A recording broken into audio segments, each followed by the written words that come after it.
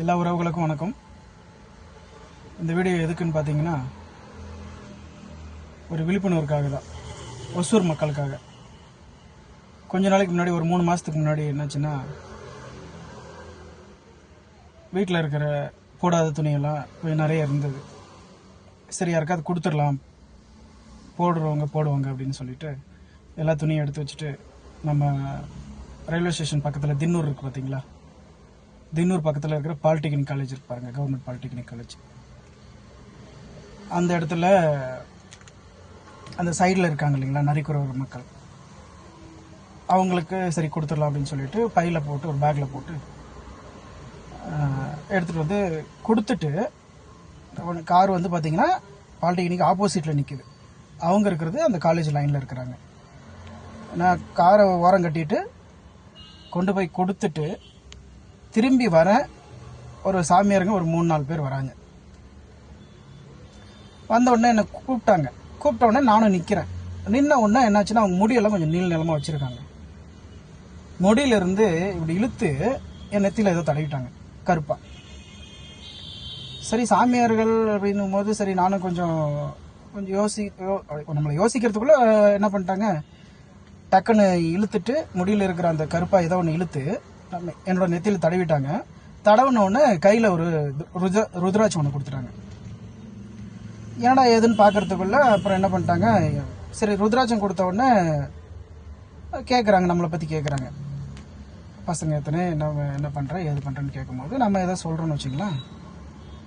உடனே என்ன பண்ணுறாங்க, என் பாக்கெட்டில் பணம் இருக்குது, ஒரு 2500 ரூபா கிட்ட பணமாக இருக்குது.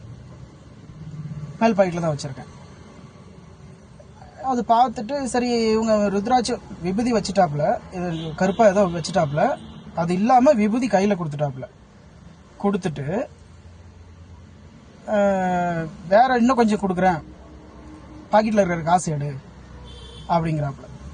நான் என்ன பண்ணிட்டேன், விபூதி வச்ச உடனே சரி சாமியார் ஆச்சு அப்படின்னு சொல்லிட்டு அவங்களோட அந்த இது வச்சுருக்காங்க பார்த்தீங்களா, அதில் காசும் ஒரு 50 ரூபா போட்டுட்டேன்.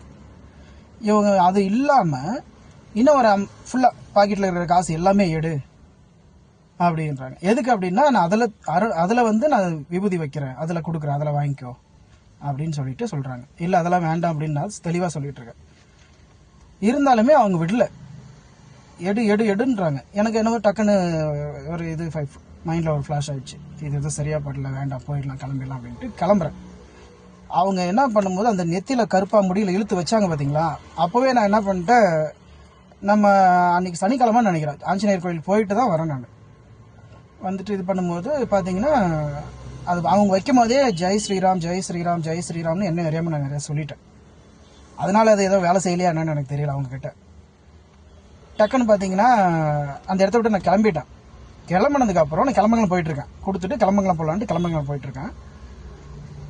அகௌண்டப்பள்ளி போகிறதுக்குள்ளே எனக்கு ஏதோ ஒரு மாதிரி ஆயிடுச்சு, அப்படியே மயக்கமாக வருது, அப்படியே ஏதோ ஆகுது. டக்குன்னு வண்டி ஓரம் கட்டி நிப்பாட்டிட்டேன்.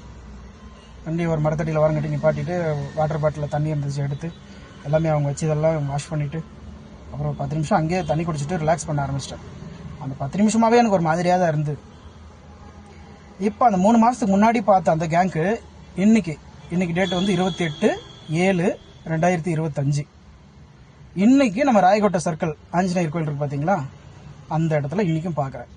அதே 3 பேர் 4 பேர் இருக்காங்க, அதே மூஞ்சி, நல்ல பலன்னு இருக்காங்க. ஆனால் சாமியார் மாதிரியே தெரியல. அப்படியே பான் பராக்கெல்லாம் போட்டு அப்பிட்டு குழப்பின்னு ஒரு மாதிரியாக நடந்து போயிட்டுருக்காங்க. ஃபோட்டோ எடுக்கலான்னு பார்த்தா டிரைவிங்லாம் அப்படியே மெதுவாக கிராஸ் பண்ணிட்டுருக்கோம். ஏன்னா அந்த இடத்துல டிரைவிங் பண்ணிட்டு ஃபோட்டோலாம் எடுக்க முடியாது. டக்குன்னு பார்த்தேன், எனக்கு நல்லா தெரிஞ்சிருச்சு. சரி ஓகே, இவங்க ஏதோ பெருசாக பிளான் பண்ணுறாங்க அப்படின்ற மாதிரி நமக்கு தெரியுது, மைண்டில் ஏதோ படுது. அதனால் ஒசூர் மக்கள் என்ன பண்ணுறீங்கன்னா, கொஞ்சம் உஷாராக இருங்க.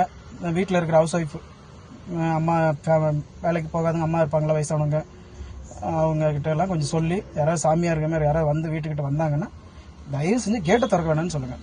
அவன் யார் நல்லவனாக கூட இருக்கட்டும், ஏன் சும்மா வம்பு, நமக்கு எதுக்கு வம்பு, அவன் நல்லவனாக கூட இருக்கட்டும், அவங்ககிட்ட எதுக்கு நமக்கு பேச்சு. சாமியார் வேஷத்தில் யார் வந்தாலும் சரி, யாரோ எது இருந்தாலும் சரி, கேட்டை திறக்க வேண்டாம். தள்ளி நிற்க சொல்லுங்கள். மெயினாக கிட்ட வேண்டாம். கிட்ட போய் பேசி கொடுத்தாலும் அவங்க ஏதாவது போட்டுடுறாங்க, ஏதாவது மயக்கம் வர்ற மாதிரி ஏதாவது பண்ணுறாங்க. எனக்கு அதாவது கிட்டத்தட்ட பார்த்தீங்கன்னா ஒரு ரொம்ப நேரமாக இந்த மயக்கம் போவே இல்லை, அந்த மாதிரி ஆயிடுச்சு. ஆனால் அன்றைக்கி நான் கொஞ்சம் ஏமாந்தேன். என் பாக்கெட்டில் இருக்கிற காசு, செல்ஃபோனு எல்லாமே லவட்டிட்டு போயிருப்பாங்க. அதனால் கொஞ்சம் உஷாராக இருங்க. இந்த ஒசூர் மக்கள் மெயினாக அந்த லோக்கல் குரூப்ல எல்லாம் கொஞ்சம் ஷேர் பண்ணி வீட்டில் இருக்கிற பெரியவங்க, ஹவுஸ் ஒய்ஃபுங்க இவங்களாம் கொஞ்சம் உஷாராக இருக்க சொல்லுங்கள். இது விழிப்புணர்வுக்காக வீடியோ. நன்றி, வணக்கம்.